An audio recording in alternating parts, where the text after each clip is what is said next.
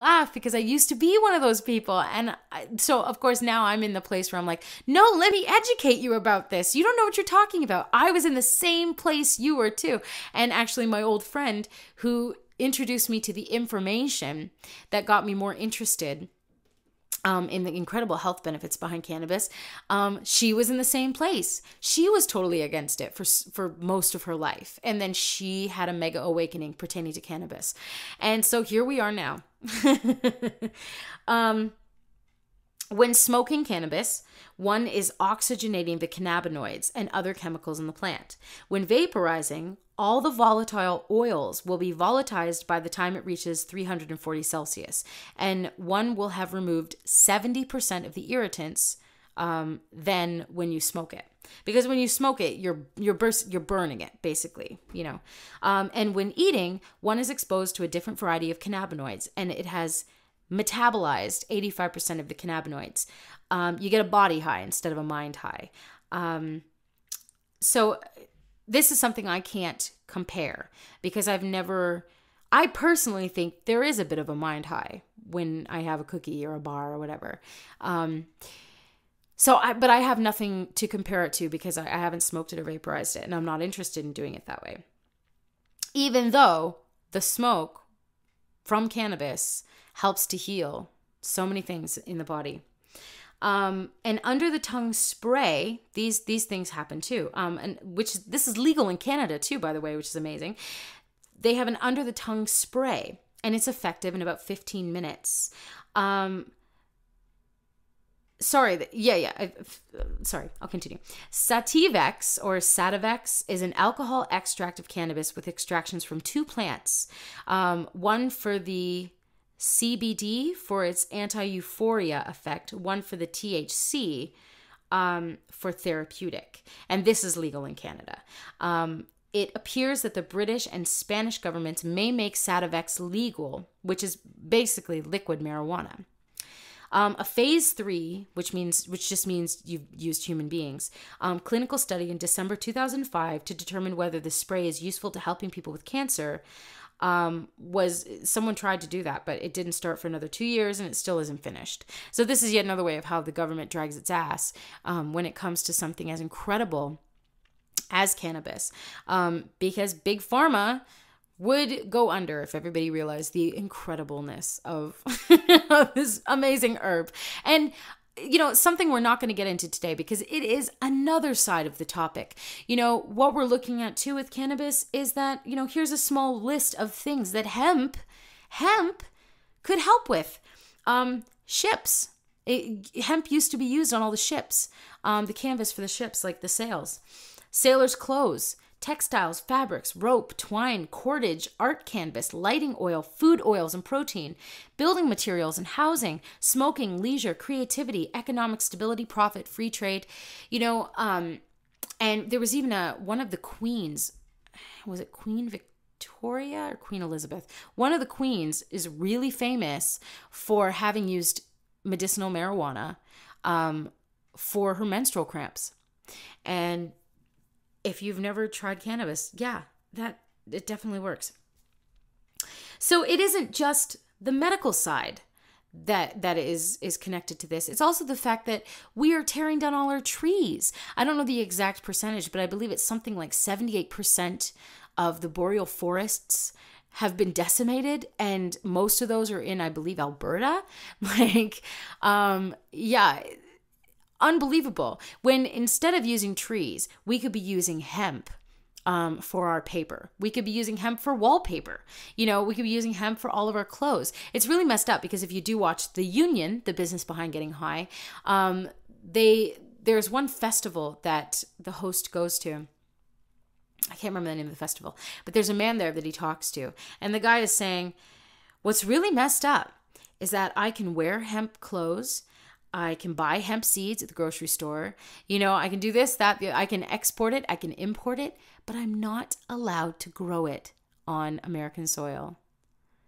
Tell me how that makes sense. Please tell me how that makes sense. That doesn't make sense. And, you know,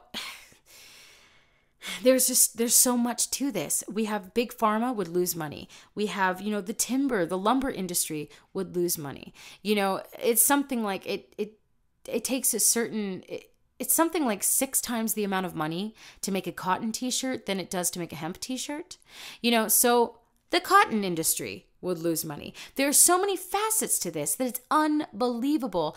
And once these doorways were open for me, once this information was brought to my attention, it was pieces of the puzzle. It really put the puzzle together for me to see, wow, there is nothing but benefits to this plant. And there's nothing but hypocrisy and conspiracy that's happening, because something like the number 1 killer in North America is cigarettes. The number 2 is like alcohol. Number 3 is like coffee, and it goes down this long list of things, right? Marijuana is not on the list. That's what I'm saying.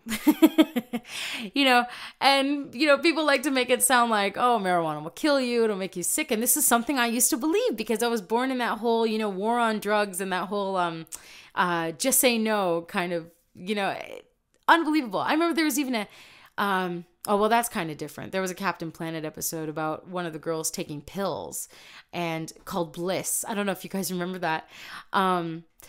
That doesn't really relate, but, it was during that era, right? Pills, obviously, it's not a bright idea. So I just have a little bit more information on this. Tinctured cannabis is useful on small joints like fingers and toes. It's an analgesic and anti-inflammatory.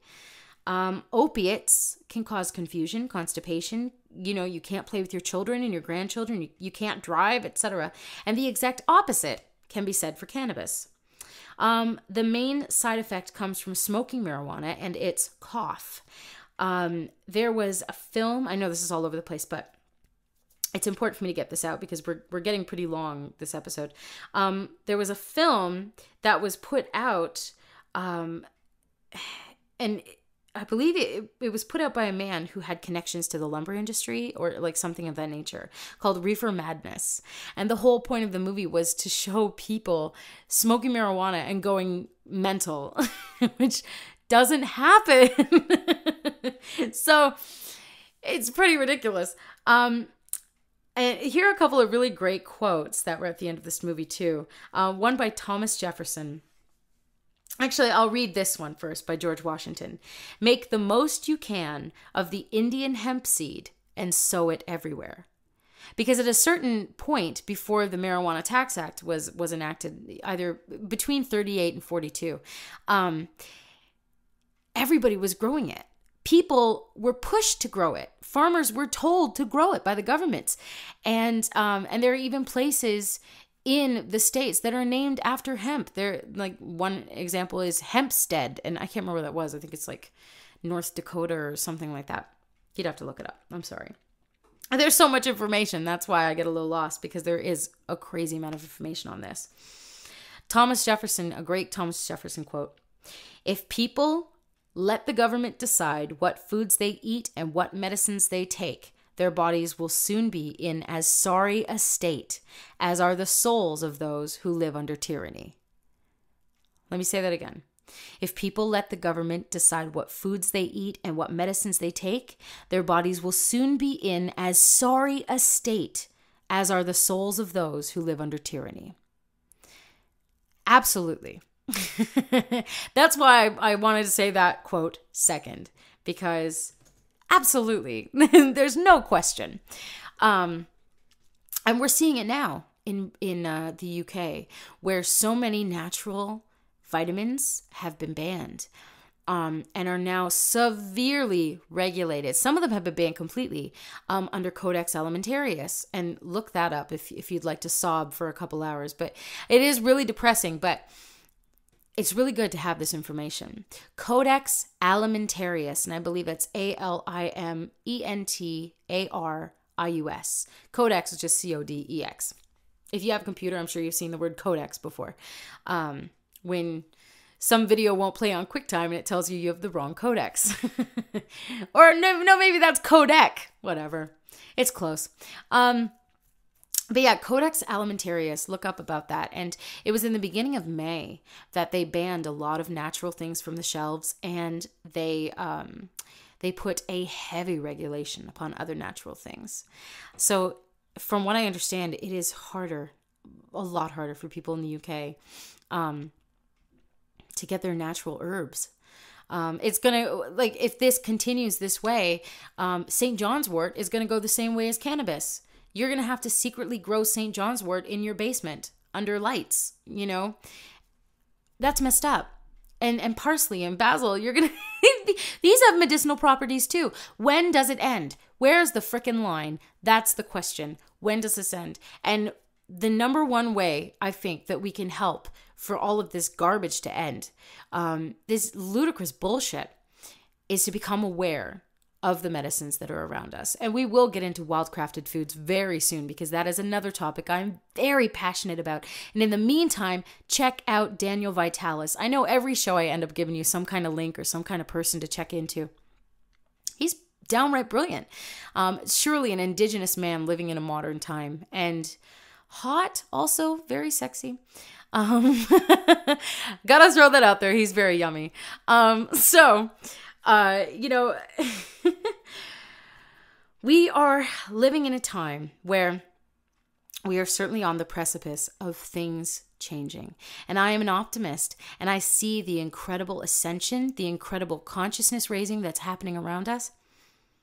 I see this beauty. I see this fabulousness that's happening.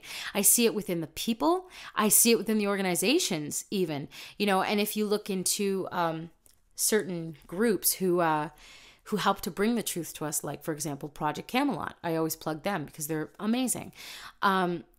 They talk often about white hats that work in the medical industry, that work in the governments, that work in the de-education system. We do have white hats that are on our side. It's, you know, if you listen to David Wilcock, he has it under his good authority. He has it under authority that Barack Obama is a white hat playing the black hat's game. And that makes sense. Of course that makes sense. Because, you know, if you want to be empathetic for a second, and by the way, I find cannabis really helps with empathy. If you're having a really hard time putting yourself in someone else's situation, in someone else's shoes, and relating to somebody, cannabis really helps with that, I find, with my own self. And it's actually really funny too to like have had like a cannabis cookie and watch even a cartoon or something. If someone falls down, I have a reaction. I find myself going, oh, you know, I don't do that in regular everyday life because I go, oh, okay, well, that's a cartoon. You know, I don't even need to think about it, right? But with cannabis, I find myself so much more empathetic. So I know that when it comes to problems within the life, like say, for example, relationship problems, if there is a great amount of tension or resistance when it comes to you guys talking through your shit, and actually coming to some sort of compromise, actually coming to some sort of